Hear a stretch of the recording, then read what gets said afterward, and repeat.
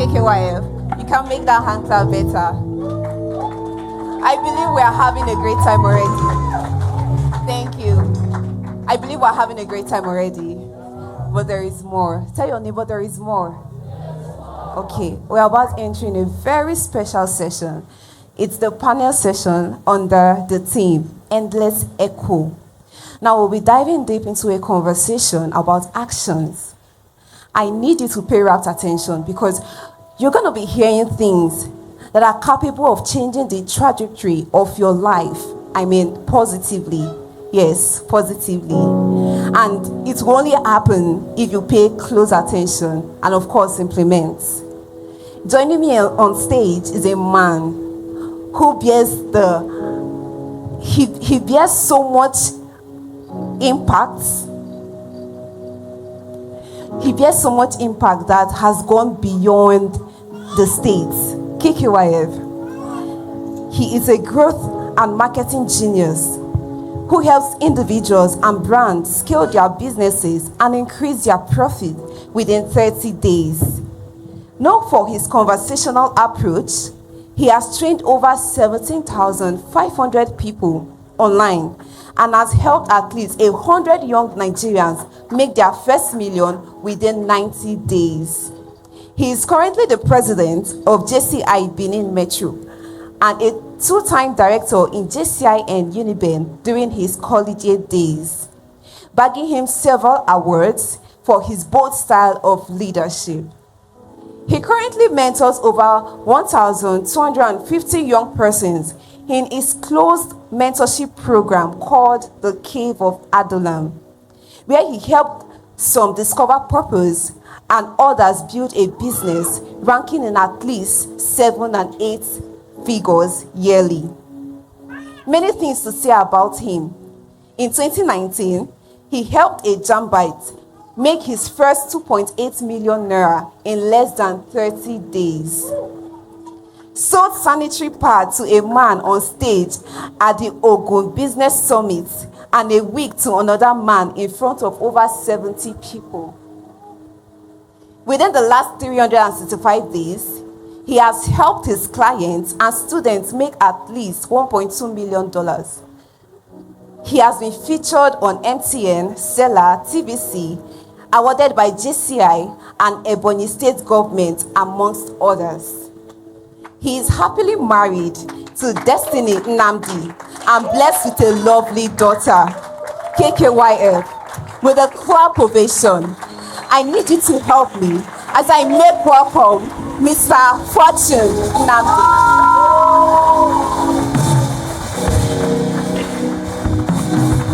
Thank you. You're so welcome, Mr. Fortune. Thank you. You look great, by the way. Thank you so much. Yes, sir. So they just concluded Sell or Bear conference, which just ended at least, I think, over a week ago. Yeah, no mistaken. Now, I saw pictures and I saw video clips of the event. I was amazed with the turnout of people. Since our discussion today is surrounding actions, we are going to be talking more of actions. We want to know, Mr. Fortune, what were the actions behind that success? And what were the hidden sacrifices that was made? All right, thank you very much. The first thing we did was we had to do an evaluation to know the number of turnout we had the last time we did it and what to do to make it better. And the first thing we spotted was we actually needed a project manager, somebody who has handled multiple projects, more like somebody who was experienced in that field. And we got a project manager, gave the project manager a target, and they surpassed the target. So it was more about recognizing that I didn't have the strength to pull the numbers, so I had to get somebody who had that strength to pull the numbers. Thank you. Awesome. You know, that just tells me the importance of delegation, and you used it so well. That's really applaudable. Thank you so much, sir. Now, this year's Gin Carnival is tagged Endless Echo. When that phrase comes to mind, sir, when you think of that phrase, what exactly comes to your mind, personally or professionally? Okay. when you talk about endless echoes, you are talking about sustainable impact, and at the same time, you're talking about legacy. For echo to be endless, it means it has to outlive you. If it's not outliving you, then it's not endless. And okay, to add to that, when you study the Asians, you realize that there's a major secret why they are actually better than every other continent. And you realize that Africans, we glorify hard work.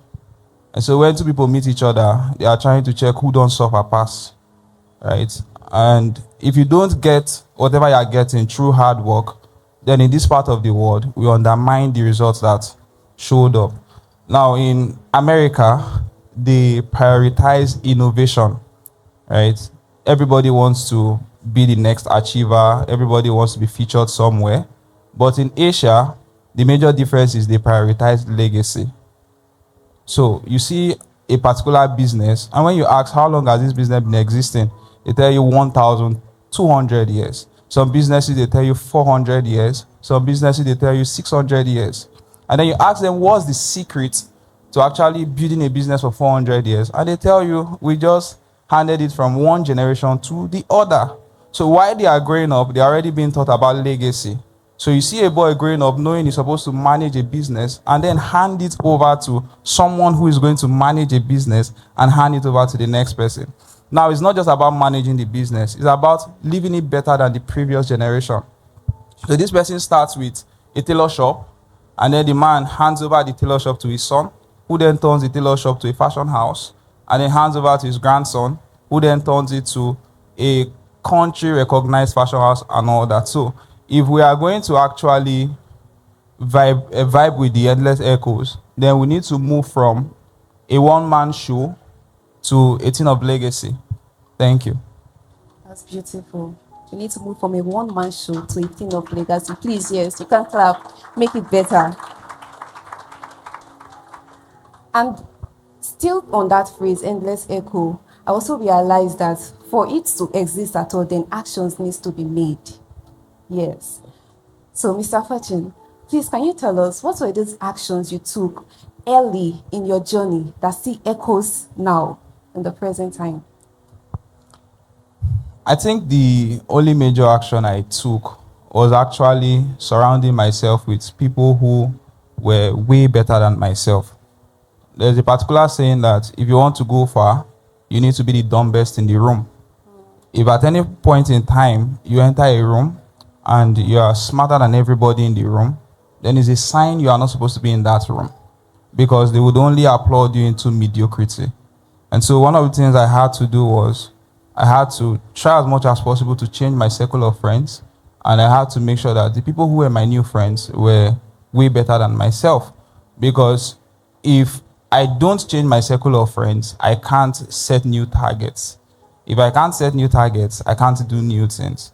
So it's weird having friends that you tell them, okay, I want to do 1 million in a month, and they're like, calm down, you are going too fast. Because probably the person is not used to doing 100,000 in a month. Now imagine you want to do 1 million in a month, and you are telling your friend, and they're like, that's too small now, try to make it 3 million. Now what then happens is they are beginning to reignite a particular fire inside of you that should actually be reignited. So the first thing I did was I had to change my circle of friends. And the next thing I did was, when it comes to doing a thing or two, you need to ask yourself, what exactly is the kind of life I want to live, right? And then after asking that question, you need to be honest with yourself. Then the next question is, what do I need to sacrifice to get the life I want? What sacrifices do I have to make? And the next question is, how long do I have to make these sacrifices to either get what I want or maintain what I want? So I'll give an example. I think we still have 39 minutes. So I'll give an example. I remember when I was in 300 level, I joined JCI, and I had the plan to be JCI Unibank president. But unfortunately, I couldn't do it. So I was at a particular point in my life where I couldn't juggle many things. I had 4 things to juggle. I had business, I had school fellowship, I had JCI, and I had faculty politics. So I knew I couldn't juggle 2 out of 4. So 3 had to die for 1 to succeed. And the major question was, which 3 should I kill? Now, I'm not saying that you have to kill everything for 1 to succeed. I just knew that at that point in time, I needed to do it because I couldn't juggle multiple things. So, at that time, I was running for a position, executive vice president. And in my faculty, the then president wanted me to run for the next president. So, when it got to that stage, I got back home and I was trying to write many things. And the first thing that came to my head was, if you graduate and you don't have money, JCI is not going to feed you. So it automatically helped me to remove JCI from the list. And then the next thing was, okay, I began to study my fellowship and other fellowships. You are only recognized as an alumni. You are only called to be checked upon as an alumni when you are doing well for yourself. But that's when they call you to support projects. So if you are not doing well for yourself, you call the fellowship, they don't call you. So I had to take that out of the list. And I was left with school politics and business. And I was like, whose school politics helped? And so I removed it. So at that point in time, I just wanted to laser focus on something. And here's the beautiful thing about focus. Imagine you are trying to do 5 things at the same time. Let's say you have a capped energy of 100%, and then you spread out the energy amongst 5 things. The best you can commit to one of those 5 things. Let's say you are a genius, probably 30%. So you automatically are spreading 100% amongst 5 things. Now, when you decide to focus on one thing, you are giving it an undivided 100%. So prior to that time, the highest I could do in a full year was 1.8 million in an entire year. But then I decided to focus on business, and I made my first $5,000 through one deal. And I can only say that it was able to happen because I had to know what I wanted to pursue, and I had to just put everything to get what I wanted. Thank you. Wow. Yes, please. As you spoke, I picked 2 things. These things they don't just come by mistake. First off, which is the foundation, your circle. I think I once heard somewhere that if there are 5 friends, if there are 4 friends, 4 fools, but there are 5, I don't know if I'm mistaken, but then they said check well, there are actually 5 fools because your circle defines you. And the second thing I picked is your strategy. I saw the way you strategically crossed out every other thing, leaving your business standing. That is amazing. So, sir, we want to know, Mr. Fortune, as someone with influence, that must be a big deal. Have you ever made a mistake that has taught you or that has made an echo that you didn't like? And how did you correct it? Well, I've made multiple mistakes, and the only way to correct a mistake is to move on. Because the more you dwell on a mistake, the more time it steals from you. All right, so one of the mistakes I made then was, I think in my 100 level or 200 level, I can't remember, I ate my school fees, right? And when I ate the school fees, my department was at the verge of sending me home. And so I didn't know that they called my guardian. You have to put guardian's contact. Yeah. So they called my parents, and the next day I saw my mom in my hostel. And I'm like, what are you doing in Benin? She said, the department called. Let's go to your department. So I went with my mom to the department. The HOD and other lecturers were there. And he said, he has not paid school fees, blah, blah, blah, blah. And by the time we were done talking, they were like, we need to rusticate him. He needs to leave since he's not serious about schooling. And then my parents had to look for new money. They paid the school fees. And I moved on. Now, it got to 300 level. The HOD was angry that I wasn't going to class as much as I should. Now, if you are listening to me, please go to class. I'm not saying you should not go to class. So, when he began to complain, my parents called me again. They said, you don't go to class. And so, the next thing I had to do was, fine, I want to focus on business. I can't juggle both. At least, I needed to be honest with myself at the time. So I had to see my course advisor. I explained to him that if you're expecting me to show up in class, I can't, because I need to focus on business. And we came to a compromise. Whenever there was something important in school, he would reach out to me. Probably there's a test or whatever, and I would show up in school. Now, that was the first thing I did. The second thing I did was, I knew that if I wanted to focus on business, the first pressure I needed to kill was external pressure before internal pressure. So the external pressure was coming from family. So my parents wanted me to graduate with first class. So one day I picked up my phone, I called my dad and I called my mom. I said, it's a good thing you have 7 children and I'm the 6th. So if you are looking for first class, I will not give it to you. And so my dad was angry on the phone and they were like, what sort of statement is that? Blah, blah, blah. I said, like I said, I cannot guarantee you a first class, but I can guarantee you that I will graduate. And so when he heard it, he calmed down. He was like, you are sure you graduate? I said, I will graduate. So at that point, that pressure was off my chest. So the goal was now to graduate, not to come out of first class. So I remember when I did, my parents were not even sure. Even when they saw the sign-out picture, they're like, we're not sure this guy has graduated. Let's call his HOD. So it was when they confirmed that they were really, really happy. So going back to your question, what should you do when you make mistake? Nothing. Because the more you dwell on the mistake, the more time you're actually wasting by dwelling on the mistake. You just move on. And when you are moving on, you look for the next best move. And I'll round off with an analogy. If you play chess, either at a beginner level or at a professional level, when you make a mistake and you capitalize on the mistake on the chessboard, what happens is that it does either of two things to you. Either it puts too much pressure on you and then you begin to make stupid mistakes, or the second thing it does to you is that you begin to overanalyze your mistake and then you begin to overestimate your enemy. So when you make a mistake, what you are being advised is leave the mistake alone, analyze the board, and your only responsibility is looking for the next best move. And the same thing with life. When you make a mistake in life, your only responsibility at that point is looking for the next best move. Now, when we say don't dwell on the mistake, I am not saying don't evaluate the mistake. Because for you to make your next best move, you have to know why your previous move was a wrong move. The point here is you are evaluating the mistake to know what to do better, not dwelling on the mistake as a sign of worry or feeling guilty. Thank you. Sure.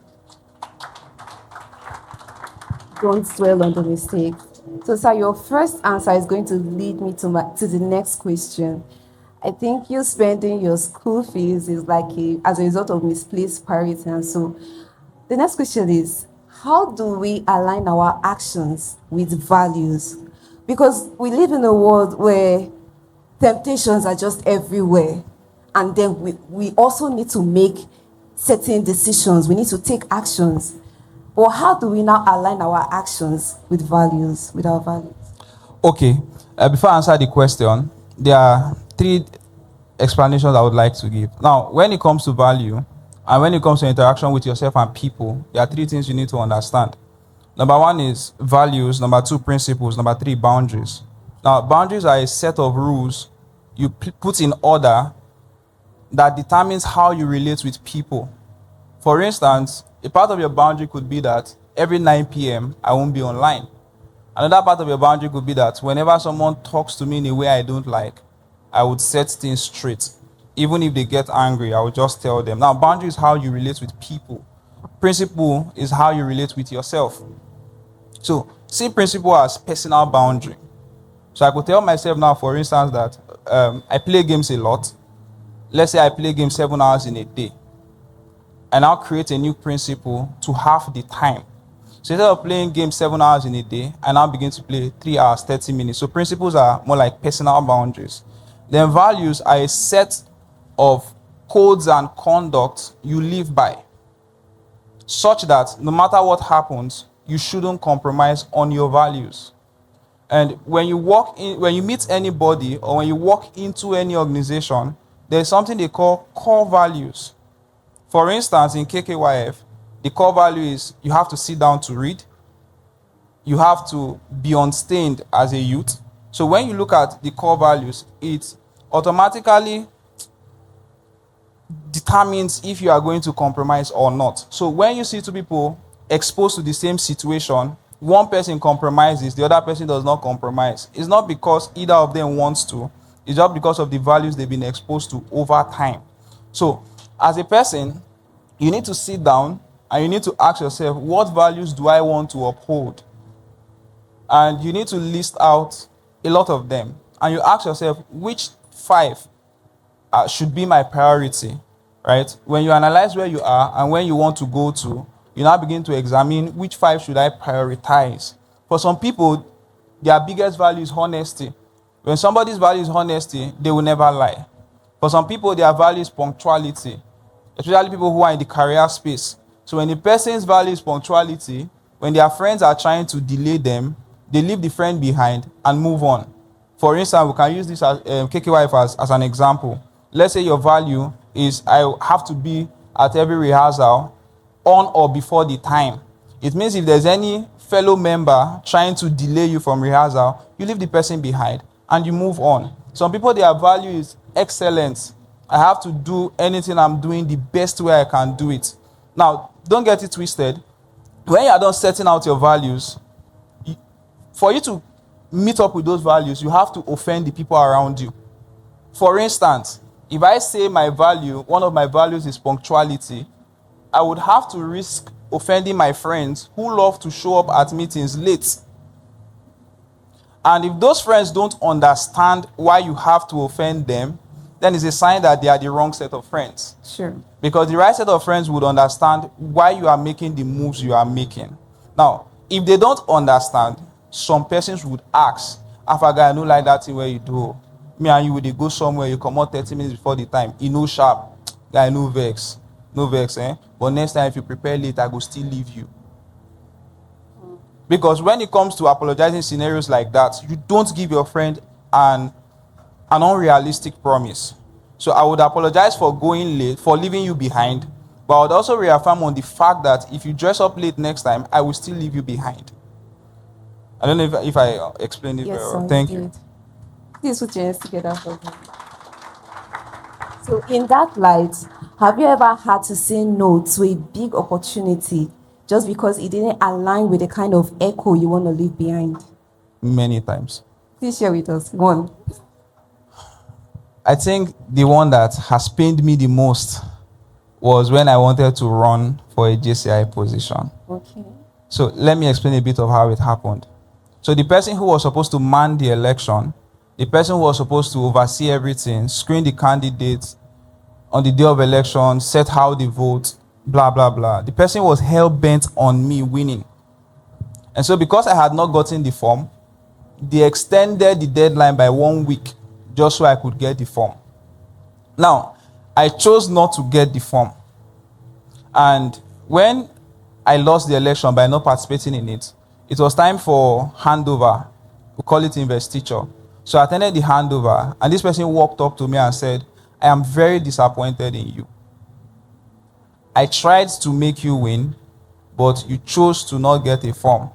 And then I said, okay, no problem. Let's just step outside. So we went outside the hall, and I asked her a question. Imagine if 4 years after graduating, I call you on phone to borrow me money because I can't eat. How are you going to feel about it? And she was like, well, if I have, I'll give you. I said, what if you don't have? Would JCI be able to come through for me? She said, well, I can't answer that. I said, exactly, that's the answer. As much as I want to get the form, my business, I prioritize it over JCI. So I know I've offended you, but I had to risk offending you to pursue what I wanted. Now, at that point, it looked like a very stupid decision. But currently, I've done better than that in JCI. So I had to sacrifice a temporary goal for a permanent one. Thank you. Thank you, sir. So, Mr. Fortune, how can young persons of today take actions that will lead to lasting impacts? You're obviously a man of impact. Well, if you are looking at sustainable impact, then you have to stop thinking towards the direction of immediate benefits, and you have to start thinking towards people and towards delayed gratification. So let's say, for instance, there's an opportunity that can make you 200,000. If you've never done 50K, 200,000 is a lot of money, right? I'm not saying you should not jump on the opportunity that is 200,000. I'm only saying that if you take your focus off instant benefits, you can then begin to focus on how to make people's lives better. And when you make people's lives better, in return, your life becomes better. How, you don't know, but definitely your life will become better. So when it comes to sustainable impact, shift your focus from things and put it on people. So when you find yourself in a place like KKYF, let's say I happen to belong to a group. We are 15 in the group. How can I make the group better? In making the group better, you are creating a sustainable impact in that group, such that even if you are not around, the group can survive itself. Now, you move from how can I create impact in the group to how can I impact the lives of my fellow members in this group. Now, impacting their life, the thing about impact is that it always looks little to the person doing the impact, but then it means the whole world to the person receiving the impact. So the impact can be as little as, probably you know how to dress. The guy does not know how to dress. Oh my guy, you sharp on Sunday. But it will make sense if you adjust this thing, you adjust that one. Now, you've done nothing to you, but you've done a lot to the person. Another example of impact would be that somebody does not show up on Sunday, and you're like, Alpha guy, why you no come now? I no get tea. Or yeah, no worry, prepare next week Sunday. I will give you tea. Now, the truth of the matter is that naturally, it not supposed to consign you. If you don't get tea, trek now. After all, during my time, I trek. Africans glorifying hardship. And that's why a lecturer, somebody who becomes a lecturer because he has first class, will not want other people to have first class. Why should you have first class? And so some people, because they trekked, other people have to trek. That's not how it should be. If you have to suffer to get an easy life, you have to create a system that ensures that people live an easy life. And that's the only way to create sustainable impact. Beautiful. So, Mr. Fortune, you are a man of people who are ahead of you that has shown you the way. And now let me just call that mentorship.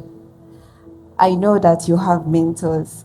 So we want to know what role do mentorship and consistency play in making a positive echo? Okay, I think when it comes to mentorship, the first thing I would love to say is your mentor does not have to be popular. That's the biggest mistake people make. So some people dump their mentors for other mentors because the other mentors seem to be influential or popular. Now, what you are doing is that you are shooting yourself in the leg. That's number one. Number two, your mentor does not need to be more knowledgeable than you in a specific field. They just have to be more knowledgeable than you on a general field.